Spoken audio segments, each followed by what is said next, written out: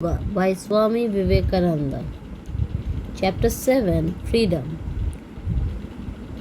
So Karma Yoga says, first destroy the tendency to project this tentacle of selfishness, and when you have the power of checking it, hold it in and do not allow the mind to get the ways of selfishness. Then you may go out into the world and work as much as you can, mix everywhere, go where you please, you will never be contaminated with the evil. There is the lotus leaf in the water cannot touch and adhere to it. So will you be in the world. This is called Vairagya, dispassion or non attachment. I believe I have told you that without non attachment, there cannot be any kind of yoga. Non attachment is the basis of all the yogas. The man who gives up living in houses, wearing fine clothes, and eating good food and goes into the desert may be a most attached person. His only possession, his own body, may become everything to him, and as he lives, he will be simply struggling for the sake of his body. Non attachment does not mean anything that we may do in relation to our external body. It is all in the mind. The binding link of I and mine is in the mind.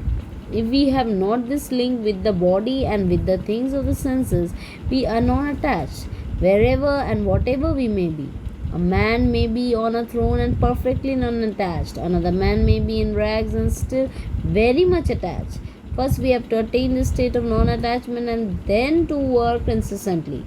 Karma Yoga gives us the method that will help us in giving up all attachment, though it is indeed very hard.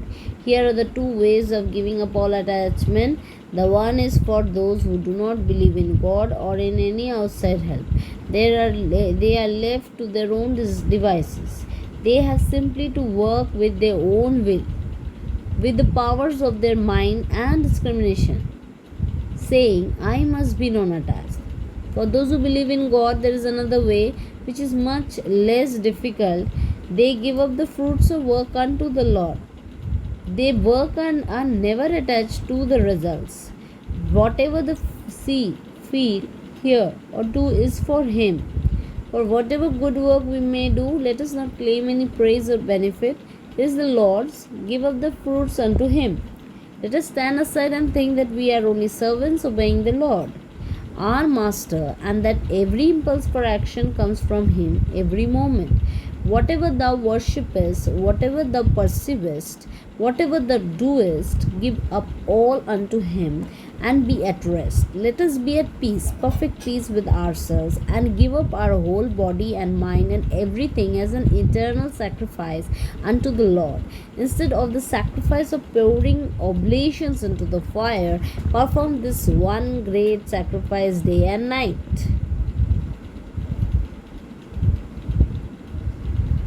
The sacrifice of your little self. In search of wealth in this world, thou art the only wealth I have found.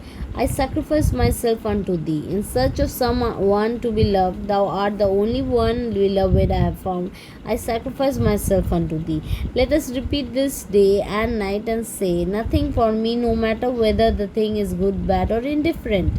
I do not care for it. I sacrifice all unto thee. Day and night, let us renounce our seeming self until it becomes a habit with us to do so, until it gets into the blood, the nerves, and the brain, and the whole body is every moment obedient to this idea of self renunciation. Go then into the midst of the battlefield with the roaring cannon and the din of war, and you will find yourself to be free and at peace. Karma Yoga teaches us that ordinary idea of duty is on the lower plane, and nevertheless all of us have to do our duty. Yet we may say that this particular sense of duty is very often a great cause of misery. Duty becomes a disease with us, it drags us ever forward, it catches hold of us and makes our whole life miserable. It is the bane of human life. This idea of duty is the midday summer sun which scorches the innermost soul of the mankind. Look at those poor slaves to do duty. Duty leaves them no time to say prayers, no time to bathe. Duty is ever on them. They go out and work. Duty is on them. They come home and think of the work for the next day. Duty is on them. It is living a slave's life, at last dropping down in the street and dying in harness like a horse. This is duty as it is understood. The only true duty is to be unattached and to work as free beings. To give up all work unto God, all our duties are His. Blessed are we that we are ordered out here. We serve our time whether we do it ill or well. Who knows? If we do it well, we do not get the fruits. If we do it ill, neither do we get the care. Best at rest we work and work, we free and work. This kind of freedom is a very hard thing to attain. How easy it is to interpret slavery as duty, the morbid attachment of flesh for flesh as duty. Men go out into the world and struggle and fight for money or for any other thing to which they get attached. Ask them why they do it. They say it is a duty. It is the absurd greed for gold and gain, and they try to cover it with a few flowers. What is duty after all? It is really